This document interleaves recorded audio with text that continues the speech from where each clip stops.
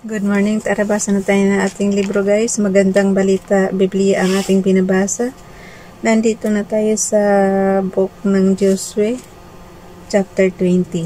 Today is 26 August 2023. Ang mga lungsod kanlungan. Basa. Josue chapter 20 verse 1, sinabi ni Yahweh kay Josue, verse 2, sabihin mo sa bayang Israel na pumili sila ng mga lungsod kanlungan ayon sa sinabi ko kay Moises. Verse 3, ang makapatay ng di sinasadya ay maaring tumakbo roon upang makaligtas sa paghihiganti ng namatayan. Verse 4, maaari siyang tumakbo sa isa sa mga lungsod na ito, humarap sa hukuman na sa pagpasok ng lungsod at ipaliwanag sa matatanda ang nangyari. Papasukin siya at doon papatirahin. Verse 5, kapag sinundan siya roon ng mga nagnanais maghiganti, hindi siya isusuko ng mga taga roon sapagkat nakamatay siya ng kapwa Israelita ng di sinasadya at hindi bunsod ng galit.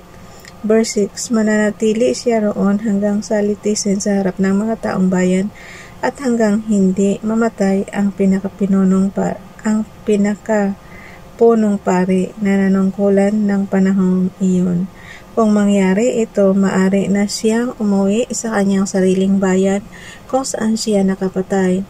Joshua chapter 20 verse 7, pinili nga nila ang Cadiz sa Galilea, sa kaburulan ng Naphtali, ang Shechem sa kaburulan ng Ephraim, at ang lungsod ng Arba o Hebron sa kaburulan ng Juda.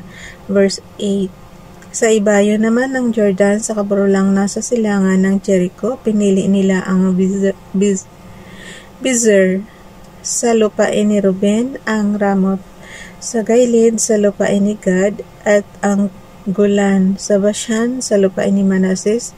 Verse 9, ito ang mga lungsod kanlungan na pinili para sa mga Israelita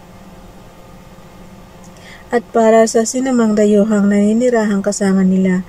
Ang makapatay ng di sinasadya ay maaring pumunta roon hanggang sa siya litisin sa harap ng mga taong bayan upang huwag mapatay ng mga kamag-anak ng namatay. Nandito na tayo sa Joshua chapter 21, ang mga lungsod ng mga Levita. Joshua chapter 21 verse 1, ang mga pinuno ng mga angkan na lipi ni Levi ay lumapit sa paning si Eleazar, gayon din kay Joshua na anak ni Nun, at sa mga pinuno ng mga angkan ng buong Israel. Na verse 2, na sa Shiloh pa sila noon sa lupain ng Kanaan. Sinabi nila, ipinag-utos ni Yahweh sa pamamagitan ni Moises na kami bigyan ng mga lungsod na matitirhan at mga pastulan sa palibot para sa aming mga kawan.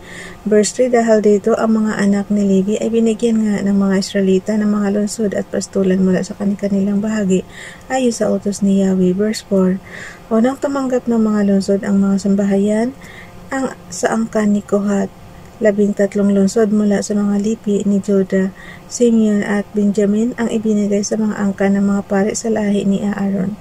Verse 5, ang ibang mga sambahayan sa angkan ni Kohat ay tumanggap ng 10 lungsod mula sa lipi ni Ephraim, ni Dan at sa kalahati ng lipi ni Manases. Verse 6, ang mga sambahayan sa angkan ni Gershon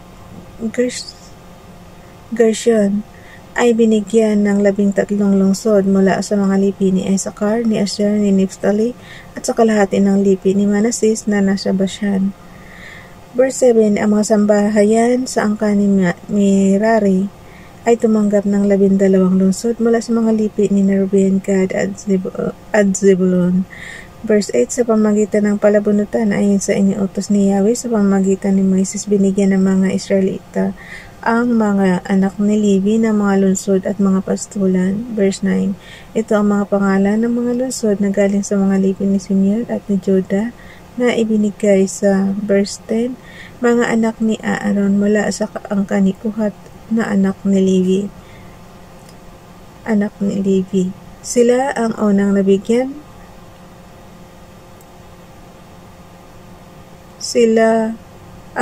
nabigyan. Batay sa palabunutan. Verse 11, tinanggap nila ang lungsod ng Arba. Si Arba ang ninuno ng mga Anaseo na ngayon tinatawag na Hebron sa kaburulan ng Judah.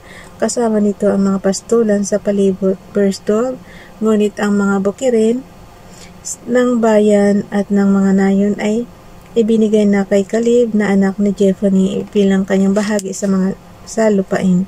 Verse 13, ito pa ang mga lungsod na ibinigay sa mga anak ng paring si Aaron, ang Hebron na isa sa mga lungsod kanlungan, at ang mga pastulang sakop nito, ang Libna, kasama rin ang mga pastulan nito. Verse 14, ang Jatir, Estimoa. Verse 15, Holon, Dibir. Verse 16, Ayin, Jota, at Beth-Semes, kasama rin ang mga pastulan nito. Siyam na lungsod ang galing sa mga lipi ni Simeon at si Judah. Verse 17, mula naman sa lipi ni Benjamin, tinanggap nila ang Gibeon, Kiba. Verse 18, Anatot at Almon, 4 na lungsod kasama ang pastulan ng mga ito. Verse 19, lahat-lahat ang mga angkang ito buhat sa lahi ni Aaron ay tumanggap ng 13 lungsod kasama ang mga pastulan nito. Verse 20, ang ibang mga Levita sa angka ni Kohat ay tumanggap ng ilang lungsod mula sa lipi ni Ephraim. Verse 21, ibinigay sa kanila ang Shechem na isa rin sa mga lungsod kanlungan sa kaburulan ng Ephraim. Kasama ang mga pastulan nito, ibinigay rin sa kanila ang Gezer. Verse 22, Kibsaim at Beth-horon, gayon din ang mga pastulan nito, 4 na lungsod ang galing sa lipi ni Ephraim. Verse 23, binigyan din sila ng 4 na lungsod mula sa lipi ni Dan, ang Elteke, Gibeton. Verse 24, Ayalon at Gat-Rimon, kasama ang mga pastulan nito. Joshua chapter 21 verse 25, dalawa naman ang galing sa kalahating lipi ni Manasseh sa kanluran ng Jordan, Taanak at Gat-Rimon, kasama rin ang mga pastulan nito. Verse 26, 10 lungsod lahat, pati ang mga pastulan nito ang napunta sa mga sambahayan sa angka ni Kohat. Verse 27, ang mga sambahayan sa angka ni Gershon na anak ni Levi ay tumanggap naman ng 2 lungsod buhat sa kalahating lipi ni Manasseh sa silangan ng Jordan. Napunta sa kanila ang Golan na sakop ng Bashan at 1 lungsod kanlungan, pati ang Beestera, kasama ang mga pastulan nito. Verse 28, buhat naman sa lipi ni Issachar, tumanggap sila ng 4 na lungsod, ang Sishon at Daberat. Verse 29, Jarmuth at Eniganim, kasama ang mapastulan nito. Pinahirapan talaga sila, no? Kung ako kay Father God, binigyan na lang sila ng isang ano rin, katulad ng ginawa niya sa 12 ano.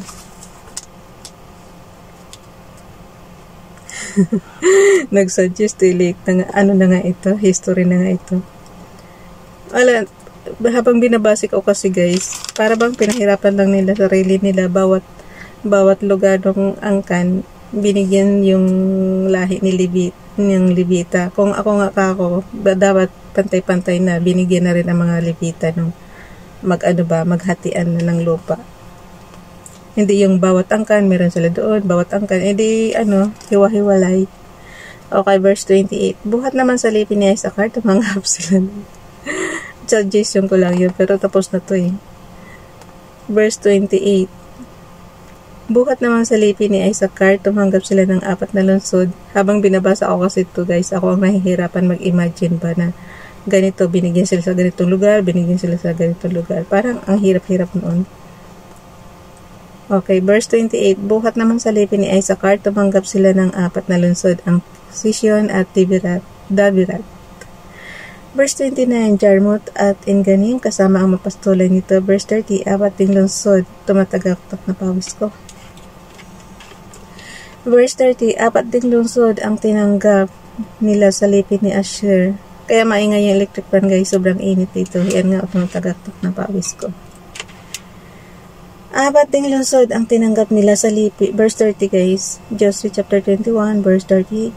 4 ding lungsod ang tinanggap nila sa lipi ni Asher, ang Misa Abdon. Verse 31, Helkat at Rehob, kasama ang mapastulan nito. Verse 32, 3 lungsod ang tinanggap nila sa lipi ni Naphtali, ang Cadiz sa Galilea, 1 lungsod kanlungan, Hamot-dor, at Kartan, kasama ang mga pastola nito. Verse 33, 13 lungsod lahat ang napunta sa mga Libitang buhat sa angkan ni Gershon. Verse 34, ang mga lungsod na ito mula sa lipi ni Zebulon ay tinggap ng iba pang Libita, mga angkang buhat sa lahi ni Merari, ang Jokneam, Karta. Verse 35, Dimna at Nahalal, 4 na lungsod kasama ang mapastulan nito. Verse 36, buhat naman sa lipi ni Ruben, tinanggap nila ang Bezer at Jehaz. Verse 37, nagmamadali na talaga ako.